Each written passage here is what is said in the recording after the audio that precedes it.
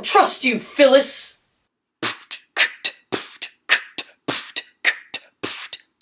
Mrs. Olson's Wretched Repair Shop!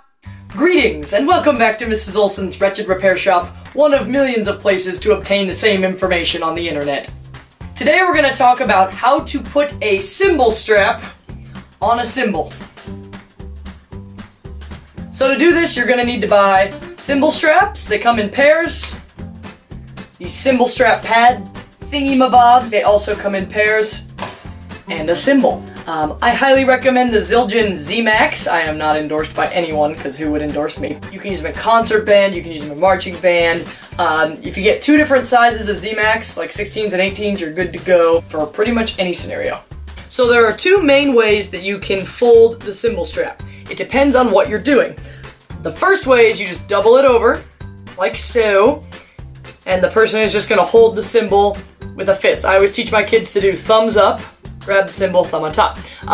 You would use that in a situation where maybe you just have a quick couple of notes in a concert band piece, or if you're in a marching band situation where you do a lot of cymbal flipping or instrument switching. The second way is if you're holding the cymbals for an extended amount of time. This is a more drum corps style way. I personally do this with my band, even though we're not a competition band, because I've noticed it helps the kids have more endurance for holding their cymbals for a long period of time. And in this particular situation, you're going to fold the strap kind of like an awareness ribbon.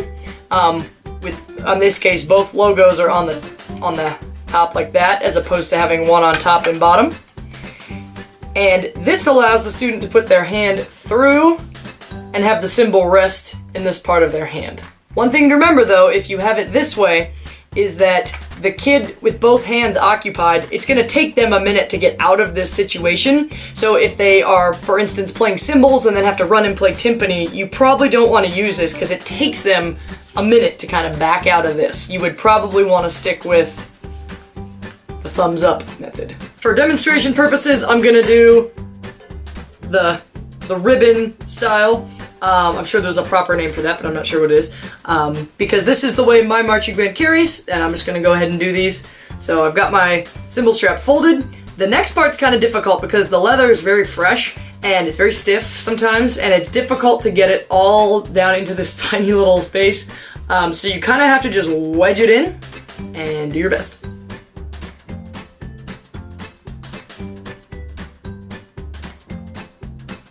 Okay, the next thing you want to do is you want to have the student or person who's playing the cymbals try this, because if you accidentally get it too tight, they won't be able to scoop it. If it's too tight, they'll get stuck and they can't bring their hand up.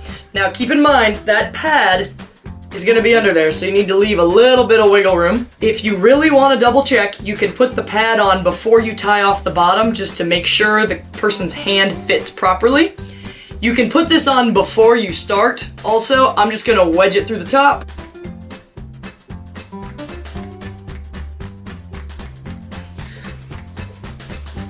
And for me, that's pretty comfortable. The next thing you wanna do, you've got all these little tentacles sticking out now. You wanna try and get them approximately like a plus sign. Doesn't have to be perfect, and it's not gonna stay, you just want them separated. Alright, so you're gonna take the two that are across from each other and fold them in. Like that, which I know is kind of difficult to see, but again, you just kind of bring them in like this. You're gonna take the opposing two sides, crossing them over, but you're gonna weave them in opposite directions. So this little dude is gonna come over and then through. And then you're gonna do the opposite with this other side. He's gonna come over and through. So now if you've done this right, you'll start to see a box forming, and you'll see the edges will be poking out on either side. For this next step, sometimes it helps to go make your first friend. So you wanna grab each of the little fringes until you have a nice, firm knot.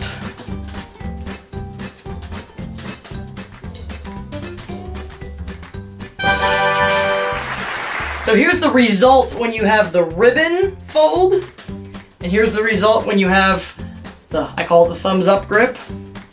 And both of those work with those square knots. I hope that was helpful, and if not, I'll see you next fall when you forget how to do it. Bye!